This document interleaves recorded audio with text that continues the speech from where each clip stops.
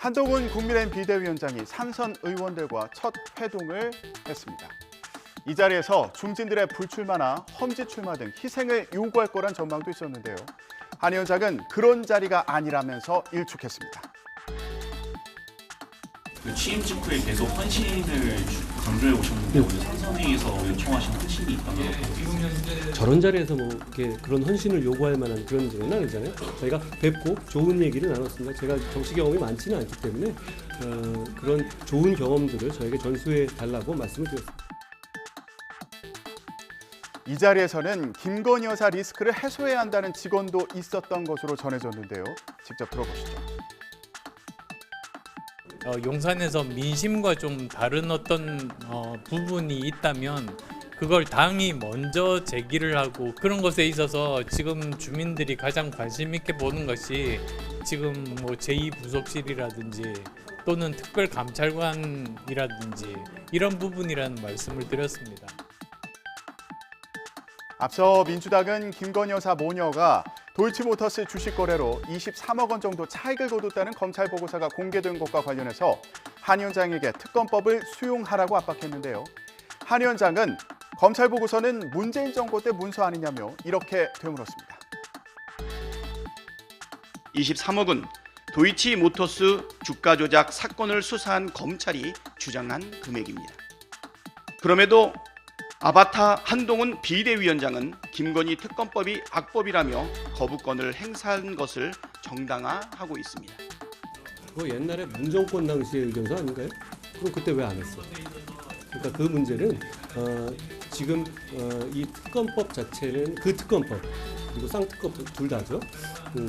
총선용 악법이라는 것이 제가 분명한 입장이고 국민들도 그걸 아실 것 같습니다. 중진 의원들과 만난 한 위원장은 공정한 공천을 강조했지만 당내에서는 경계하는 목소리도 나옵니다. 김무성 전 새누리당 대표가 7선 도전을 선언했는데요. 김 전 대표는 후배들이 너무 못해서 나서려 한다면서 공천에서 탈락하면 무소속 출마할 가능성까지 시사했습니다. 백세 시대에 가고 있고 또 우리 중영도만 하더라도 지금 노인 인구가 30%를 지금 넘어섰습니다. 이제 초고령화 사회로 진입을 하고 있고 또 후배들이 잘한다면은 제가 이런 일을 벌여서는 안 되죠. 그런데 너무나 잘 못하고 있기 때문에 정말 비분간개하는 마음으로 나섰음을 이해해 주시기 바랍니다. 한동훈 비대위가 좀 엄격한 잣대로 공천을 하고 있는데 사실 뭐 컷오프가 될 가능성도 있습니다. 혹시 컷오프가 된다면 그대로 받아들이실까요? 컷오프 마땅한 이유가 있어야지 컷오프를 제가 마음에 수용을 하죠. 이유 없는 컷오프, 나이 많다고 컷오프, 그거는 제가 수용할 수 없죠. 지금 현재 민주당도 결국 공천 싸움입니다. 이재명 사당화된 민주당에서 이낙연 쪽에 가까운 그 의원들을 공천을 배제하려는 움직임이 확연하니까 이런 분당 사태가 일어나는 겁니다. 네.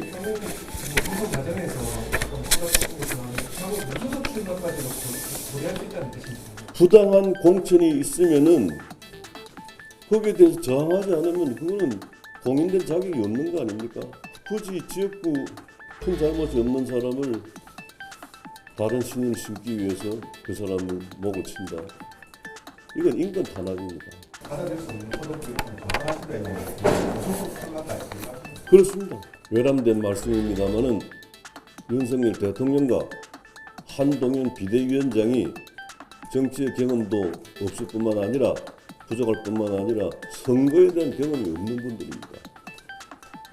그래서 제가 자꾸 이런 이야기를 해가지고 좀 주의를 환기시키기 위한 목적도 있다는 걸 말씀드립니다.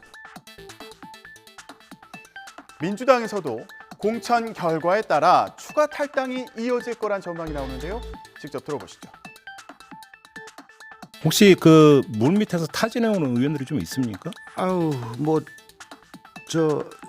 우리 의원들 보면 이제 사신 그윽한 눈빛으로 이렇게 쳐다보죠. 그러면서 야 저 두만강가에서 매일 저녁 기다리고 있을 테니까 후레쉬 깜빡거려라 건너갈게 그러고 있는데 설 전에 제3지대 통합을 이룰 거라는 목표도 제시됐습니다. 이어서 들어보시죠. 선거 전에 통합정당으로 해서 선거에 임한다. 일단 중간 정리하면 일단 1차 목표는 설 전입니다. 설 전에. 예. 그러면 설 전에 통합정당을 띄우자라고 하는 것에 대해서 이낙연 전 대표나 이준석 위원장도 일단 큰 틀에서는 공감을 했다고 그렇게 지금 이해를 했죠. 그렇게 이해해 주시면 됩니다.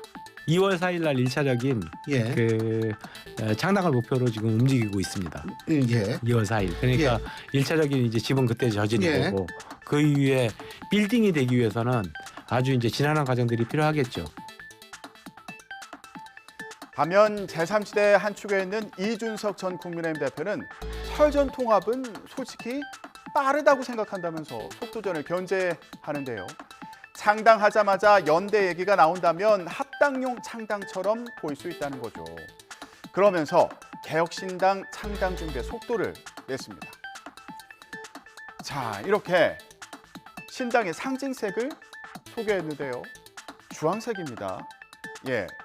자, 그런데 주황색은 안철수 의원이 창당했던 국민의당 상징색으로 사용된 바가 있는데요. 자, 그렇다면 이번에 사용한 이 주황색은 어떤 의미가 있는 건지 궁금하네요.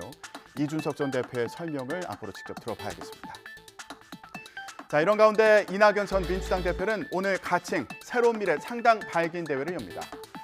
신당 발기인이 2만 명 넘게 모였다면서 자신감을 나타냈습니다. 많으면 많을수록 좋겠지만 최소한 5, 60석은 넘을 거라고 생각합니다.